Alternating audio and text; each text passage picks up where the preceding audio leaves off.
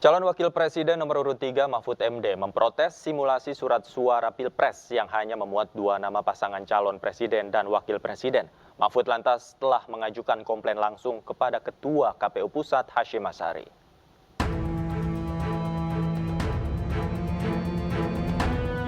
Menko Polhukam yang juga cawapres nomor urut 3, Mahfud MD telah mengajukan komplain kepada KPU atas simulasi surat suara yang hanya menampilkan dua kolom paslon presiden dan wakil presiden.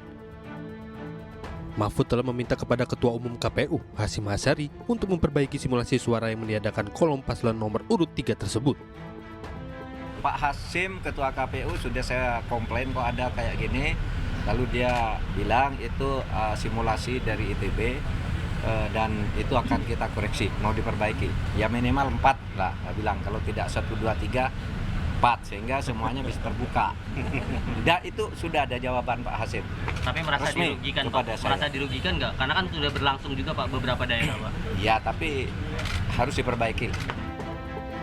Sementara itu terkait polemik surat suara simulasi pada Presiden dan Wakil Presiden 2024 yang hanya ada dua kolom, KPU Surakarta hanya menjalankan sesuai arahan KPU Pusat yang mengacu pada surat nomor 1447.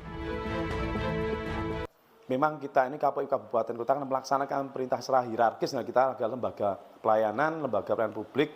KPU ini juga lembaga hierarkis yang mana kita harus taat dan patuh terhadap perintah baik KPU Provinsi maupun perintah KPU RI. Jadi jelas KPU Surakarta itu sama dengan KPU Kabupaten di seluruh Indonesia memedomani surat 1447 dalam hal salah satunya melaksanakan simulasi. Jadi soal materi, kemudian desain surat suara ada include di surat 1447.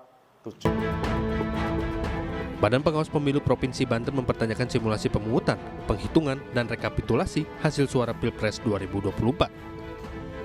Dalam simulasi yang dilakukan oleh KPU Kabupaten dan Kota di Banten hanya mencantumkan dua paslon pada surat suara pemilihan presiden dan wakil presiden. Tidak hanya di Banten, PDIP Solo juga memprotes simulasi surat suara Pilpres dari Komisi Pemilihan Umum. Gara-gara simulasi surat suara hanya menampilkan dua kolom pasangan calon presiden dan wakil presiden. Tim Liputan iNews melaporkan.